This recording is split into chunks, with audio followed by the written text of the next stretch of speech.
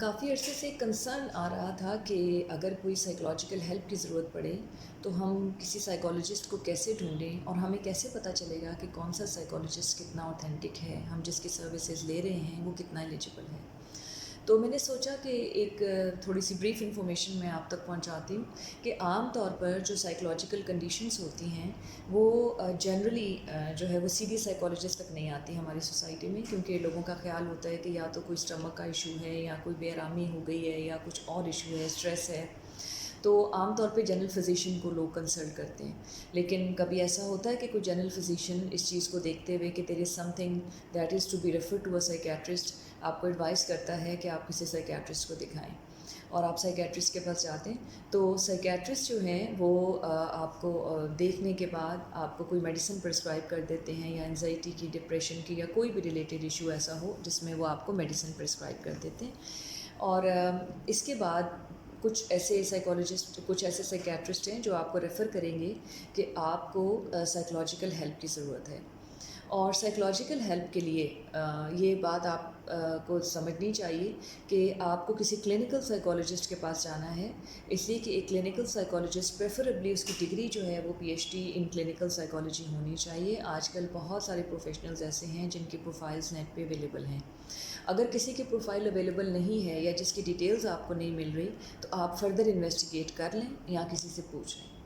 اور ایک clinical psychologist جس کی P H D clinical psychology میں ہوتی ہے، ان کا زیادہ تر کام جو ہے وہ کلینکل ڈومین میں ہوتا ہے، اور وہ اسیسمنٹ اور سائیکو تھیراپی میں ایکسپرٹس ہوتے ہیں کہ وہ آپ کی پرابلم کو دیکھنے کے بعد سائیکو تھیراپی، ٹاک تھیراپی بھی کہلاتی ہے، اس کے تھرو آپ کو پرابلم سے نکالنے کی کوشش کرتے ہیں، اور اس طرح سے یہ ہوتا ہے کہ میڈیسن بھی کم ہو جاتی ہے، اور پھر دوبارہ ریفر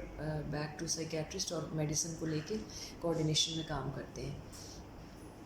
لیکن کبھی کچھ ایسی کنڈیشنز ہوتی ہیں کہ جس میں آپ کو کاؤنسلنگ کی ضرورت پڑتی ہے۔ کاؤنسلنگ جو ہے ایک بالکل ڈفرینٹ چیز ہے۔ کاؤنسلنگ میں یہ ہوتا ہے کہ ایک counsellor is trained in counselling. Counselling is some thing different from psycho therapy اور سائیکولوجیکل ہیلپ، جس میں ایک کاؤنسلر ایکسپرٹ ہوتا ہے کسی ایک فیلڈ کا، جو آپ کے لیے فیسیلیٹیٹ کر دیتا ہے to make your decision, different option سامنے رکھ کے اور ڈفرینٹ انفارمیشن آپ کو دے کے۔ فار ایگزامپل اکیڈیمک کاؤنسلنگ ہو گئی، ہیلتھ کاؤنسلنگ ہو گئی، ایجوکیشنل کاؤنسلنگ ہو گئی، تو counsellor is entirely different domain. تو بہتر ہوتا، اور ایک جنرل سائیکالوجسٹ جو ہوتا ہے جو کسی بھی سیٹ اپ میں کام کر سکتا ہے، کسی اسکول سیٹ اپ میں یا کہیں پر، جس کی ڈگری کلینکل میں نہیں ہوتی لیکن اس کے بیک گراؤنڈ سائیکالوجی کی ہوتی ہے، اور وہ ڈفرینٹ آسپیکٹ سے وہ کسی بھی آرگنائزیشن کے اندر یا کسی بھی انسٹیٹیوشن کے اندر آپ کو ہیلپ کر سکتا ہے وتھ ڈفرینٹ ایشوز، جو مائنر ایشوز ہو سکتے ہیں اسٹریس وغیرہ کے۔